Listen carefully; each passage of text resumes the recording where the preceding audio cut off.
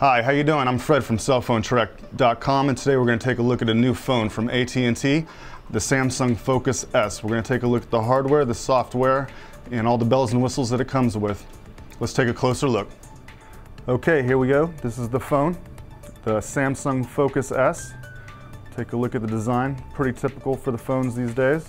Nice, thin, sleek design. We have a 4.3-inch Super AMOLED Plus display. On the side here we have the volume rocker to go up and down. Opposite of that we have the power button, and below that is a dedicated button for the 8-megapixel camera. There's also a 1.3 megapixel camera front facing. On the top you have a 3.5-inch jack for audio, and on the bottom you've got your typical micro USB port for data transfer and power. We'll turn it on here and take a look. It's a Windows phone running on 7.5 Mango, the second generation of Windows. User interface is the Metro UI with these tiled areas here. Buttons for the phone, obviously. Going down, messaging, email setup. Nice smooth scrolling, nice vibrant colors. It's one thing that we like about this one. You've got all these little tiles for the marketplace, radio, AT&T radio. Screwed over here, you've got all these little apps that come preloaded. AT&T Family Map, AT&T Wireless, Navigator, all those little extras that come preloaded onto the phone. Cool thing about all these little apps, if you don't want them, you just sort of press on them, hold them. You can either pin them to your start button, make a tile for it, or completely uninstall it.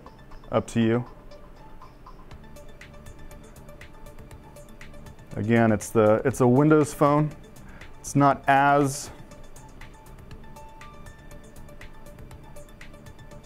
customizable as Android or even. We take a look over here. You can change the color, whatever color you want. Pick Mango, since we're using the Mango operating system. You can change the background. There's different little things you can do to it, but it's not that customizable, but it's still little things you can do to make it kind of your phone. Going over here. I just want to mention really quick, it's got a 1650 milliamp battery. Pretty good battery, and especially with this operating system, you can pretty much go a whole day without having to charge it, which is a plus. A lot of especially the processor is a 1.4 gig single core CPU, which is the only thing Windows will use. They don't like the dual cores. They think they're inefficient, so they like to stick with a single core. And the good thing about this single core processor is it's not a battery hog, so you can go through and spend a whole day. It's a really good battery, nice, tight. Okay, we're gonna go over a couple of the apps that you can go through on here. The first one we want to take a look at is how do you get the apps. Marketplace. You can pull the marketplace up. You got a couple different places you can go to. This marketplace carries around 40,000 apps, so it's getting up there. You got some good choices. Two different choices. You got AT&T featured and Samsung Zone. Between those two, you can get, of course, apps, games, music, and podcasts. This is a nice little feature. If you search, say, Facebook, it'll pull up all the apps and games that are apropos to Facebook. You can scroll over, and same thing with podcasts. So the search feature on that's really solid, really good. We liked that, how it splits everything up, and you can search for something specific in a specific genre. Another good thing I thought was nifty. If we go over here to the maps,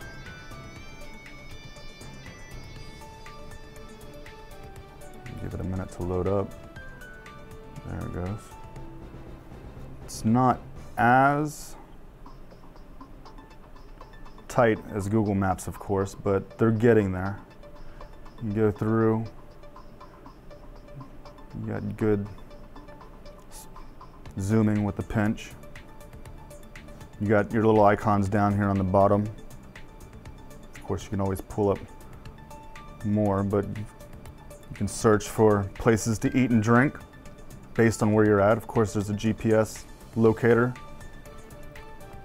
So if you're on the road and need a place to grab something to eat, of course, that's a nice little thing to have. Your locator tells where you're at. And this is another good thing we like. It's the traffic. You can see these green, tells you how the traffic, the green icons on the roads, tells you how the traffic is looking. You can hide that, you can keep it. Find you a good route to get to and from work based on your location and what's going on. It's good information to have, especially if you're on the road a lot. We forget sometimes that with all these applications that this is actually a cell phone. So we're going to go through and we're going to take a look at the actual cell phone part, just so you can get an idea of what the layout is. You got your voicemail down over here, one touch away. Your actual keypad, if you want to take a look at the keypad, it's very nice. You got big numbers. I'm going to go ahead and call 611 just to show you what this looks like. You've got the end call button over here. You've got your keypad if you want to go back to it. If you find yourself in one of those automated systems, to press 1, press 2, speaker, mute, hold, add call. We'll go ahead and end that up. That's what the phone actually looks like. Again, we spoke a little bit about the camera, so we can take a look at that.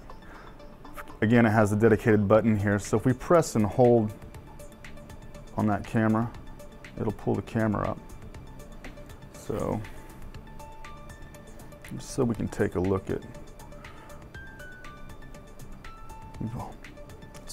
the button you hold down, of course, it'll focus, and then you can actually take the picture. You press again. Focus. This is a nifty thing that I like, is when you're out taking pictures and you're not sure if you like the last one, you got to go get out of the camera program and go and find the picture and take a look at it. This one, you just sort of scroll back and see if you like it.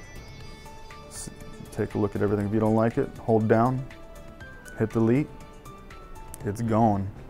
And you scroll a couple more times and you're back to the active camera. Of course, you have the 1.3 camera that'll look directly at you. That's a nice little feature. Go back down. Again, it's a Windows phone, so it comes preloaded with Office, which is good for all the business-minded people out there. You've got Word, Excel, PowerPoint, which is all good to have. Whether you're transferring files, going somewhere, need to work on something on the road. It's always good to have Microsoft Office. Calendar is pretty nifty too. You have your basic calendar. This also links up to whatever social networking site you're a part of. You can go through and scroll over on certain days, and then based on, for me it's Facebook, you have different things you can do for that day, which is really, really cool. All in all, a really solid phone. It's an inexpensive phone. It's the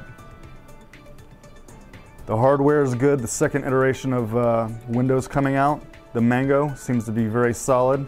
The processor won't just decimate your battery. Good interface. We think it's a really solid phone. The only A little bit of a smaller screen, but if you can get past that, for the money, we think the Samsung Focus S is well worth it. And we're pretty impressed with it. We now think that the Windows OS can go and move forward and start competing directly with the Android and the Apples. And the Samsung S is a little glimpse to the future of that. Cell Phone Trek, we're pretty impressed with it. Well, there you have it. That's the Samsung Focus S. We think it's a really good phone here at cellphonetrek.com, especially for the price and for the money. It's definitely something to take a look at. I'm Fred for Cell Phone Trek. Don't forget to like us on Facebook, follow us on Twitter, and check us out at cellphonetrek.com.